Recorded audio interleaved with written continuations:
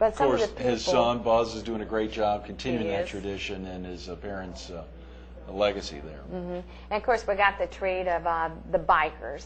We, even focusing on bikers back then, 10 years ago, right? Yeah, we had some of the first 15 bike, years ago, excuse me. first bike weeks, and so many stories in here. You know, when I thumbed through, I'm anxious to actually go back through and see so many of them. We need to get you into the Herald sometime, and of course the line right up there at the top, the subtitle.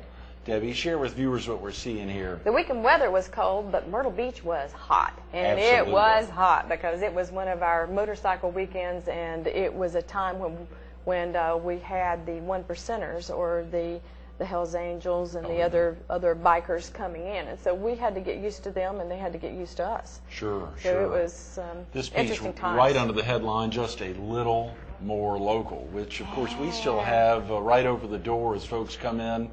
I think I actually locked up that line, and we use now morelocal.com as one of the vehicles thanks to that little line. I think I locked up a little more local. Well, the Sun News helped us with that. The daily newspaper helped us with that because they kept saying, well, we're the local newspaper. And I said, well, we're just a little more local. I never knew where that came from. Good. Just having you here again. Of course, a lot of viewers want to know, Debbie, what prompted you to actually launch the Herald? What was it about, for instance, the daily newspaper? What was it about the folks who were promoting themselves as the local newspaper that just wasn't local enough? I was staying at home.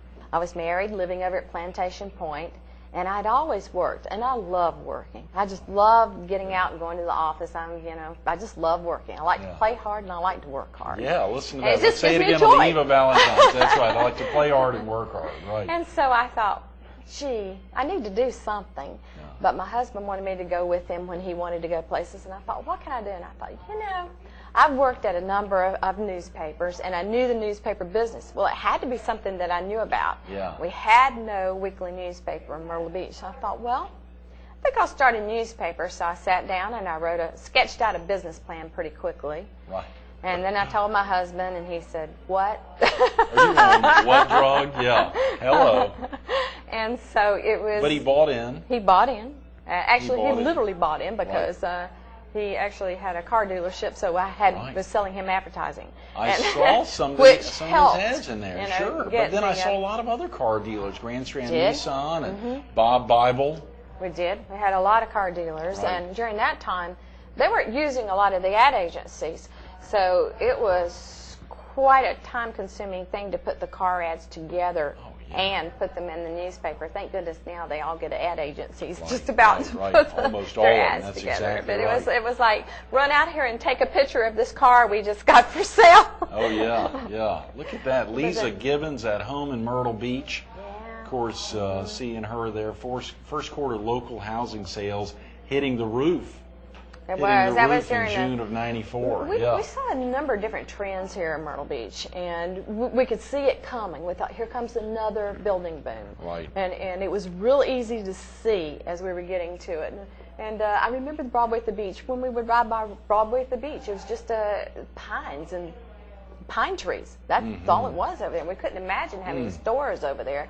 So we knew there was another boom coming. Right. And it's pretty easy at a newspaper because you have a lot of people calling you. You keep up with all the government meetings, that type of thing. So, and which was one of the things that kept us busy with the politicians. It is tremendous seeing their commitment of really keeping community newspapers up to date. Oh, they would come by on Tuesday nights after council meeting to give us the real scoop of what went on. So it was a fun time building. Yes. Now, of course, you were both, Frank Barnhill was writing. Yes, he was. And you wrote Publisher's Puff. Did you write other things or behind the scenes? Were you helping to rewrite a good bit? It was a newspaper that everybody did everything. And that's what I told them in the very beginning, that the salespeople, I know you sell, but also you have a social life. You have a life where you go to other events, take your camera, bring those pictures in. Right. That way we've expanded our staff, Don't get off at 5 o'clock in the afternoon. Taking these hints. I need to be thinking that way. I should have talked to you more about that over the last 4 years. That's a great point. Yeah. If you're in the, you're part of the newspaper and in the newspaper family. So they took their cameras to whatever they went to. And we thought the more people that we can show in the newspaper, if there are pictures in the newspaper, then maybe they would pick up the newspaper another time. Absolutely. To see who else's great pictures thinking. on it. Yes, yes. Every week we went out and did an Own Your Mind. We asked them a question. Right. That was, let's see, Myrtle Beach City Council has recently discussed but has not voted on a proposal to open up the municipal golf course to hotel golf passages, talking about Whispering Pines. And we'd go out and we'd find a few golfers, ask their opinion. And they weren't always local people because we wanted to know what the tourists were thinking. I see that. Yes, absolutely. Some local and some from out of town. And that's a good question. And, of course, it's even something they think about to today. Should Whispering Pines maintain its heavy orientation towards locals, or should they think about the hotel, motel, tourist business as well? Yes, and so it just... I see history here, and I'm just amazed. Oh, look at this. This is actually, you know, Sonny Clarity, who owns Reflections here, is related to Harold Clarity here on the front page. Oh, Harold was part of Chapin's, and Chapin's, when the newspaper was started, was still delivering groceries to people's homes. We'll have to tell Sonny that, who was with us earlier to open this morning, that his relative Harold is here on the front page of the June 1994 Myrtle Beach Herald. Yeah, I'm really surprised that when I started the newspaper, first thing I did, I went to the library, and I went back through the microfiche of all the newspapers that had been in Myrtle Beach forever, and the beginnings of the Sun News. I looked to see what things they had then, and I didn't see the same newspaper that I was seeing back in 1994. And I really took some of their ideas they had in the very beginning because I thought I wanted to bring it back to a local flavor. Sure. And of course it was. And over time, unfortunately, they've had to grow. I mean, fortunately, they've had to grow, but unfortunately, they've had to grow into Brunswick and into Georgetown County. So now as a 3-county market, it's very difficult to not only, I mean, when we think about hyper-local papers like the Coastal Observer or Polly, the North Myrtle Beach Times, or the Loris paper, where they're really just focused. If you look at our masthead now, of course, we've got Garden City, Merle's Inlet, Sockasty, Surfside Beach, and Myrtle Beach. We've got those 5. To be hyper-local, even serving those 5 is tough enough. Look at Teddy Henry there. Teddy Henry, Mickey Spillane. We found the most colorful people we could find at the beach, and we went to interview them. I mean, Mickey Spillane was a real treat. We had some history. We were... I was out on a movie set at Sandy Island, and when we came back in, the stunt people were on the same boat that I was in when we came into the marina, and Mickey Spillane was sitting there. And he looked at the stunt man, and the stunt man looked at him. He looked at the stunt man looked at him, and so I introduced the two, and they knew right away while they were looking at each other, and I couldn't figure out why. The stunt man had actually been the book cover for Mickey Spillane's book in Sweden.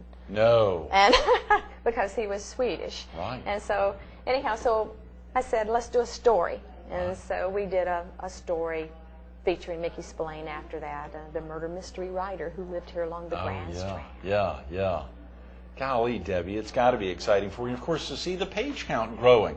I mean, you were jumping up. When you think about going from 8 pages to 10 pages, that's a substantial jump. And when you go from 10 to 12, I mean, these are big jumps with a paper. Having to add that on, of course, a lot of that's driven by your advertising growth. It is, and that was very hard to convince the public or to explain to them why it is that you can't have all the stories that you want to have.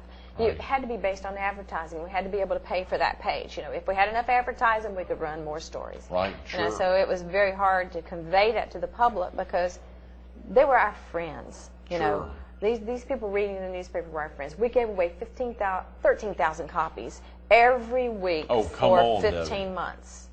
13,000 copies 13,000 copies every week for around 15 months. Well, you really did need to have advertising to help grow that, and that's... And if I had not had friends, we would not have been able to distribute them because it was in everybody's car, and everybody was assigned to go to Northside Pharmacy and put a load there and take them to the different clubs and take them to different places. I've heard some of those stories. Who is that? Don was telling me that he and Sally were making lots of runs. Shar maybe even early on. Everybody made runs. Sure. It was pretty much an effort of the community. Again, a full-page ad from Grand Strand Nissan. Now, of course, you mentioned about Mr. Johnson. Was he involved in Grand Strand Nissan? No. So you really had these folks stepping out of the gate early on.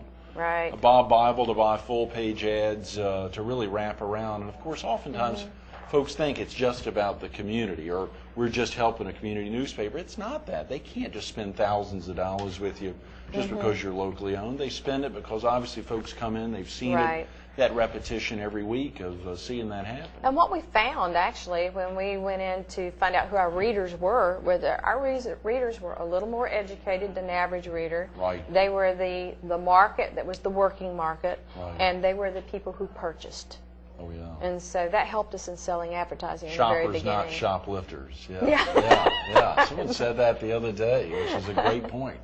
Making sure, I mean, it's very important to make sure you're bringing in, you're reaching the right crowd there. Absolutely. And this was one of the City Police Roundup was one of my favorites for years. Oh, yeah. And it was a favorite of everybody's. We got a little silly sometimes, but we took actual police reports and then we kind of made fun of them.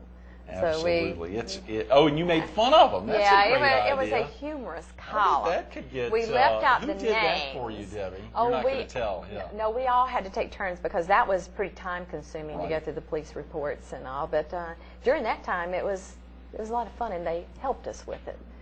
Absolutely. I bet they did. Behind the scenes, Behind quietly. the scenes. We had a lot of help behind the scenes. I hate to say it, Debbie, we've run out of time. Would you be willing to come back and be with us tomorrow On Valentine's Day? Yeah. I would love to come and be your sweetheart on I Valentine's Day. love it, Debbie. That's great news. We'll tell David, and of course we want to hear more about the next 14 years of the Herald. We'll highlight that a little bit tomorrow. Okay, well, I hope everybody will tune in tomorrow then. Absolutely. Stay tuned to more Carolina People with the founder of the Myrtle Beach Herald, Debbie Harwell, coming up next. There's more to Debbie than just the Myrtle Beach Herald. Come back tomorrow to hear a little bit about her public relations company, of course, about her tremendous son Mike and her 3 grandchildren. Of course, the real opportunity to highlight Shagging with the Stars and Debbie's tremendous performance recently. Valentine's Day is tomorrow, part 2 of Debbie Harwell. Come on back.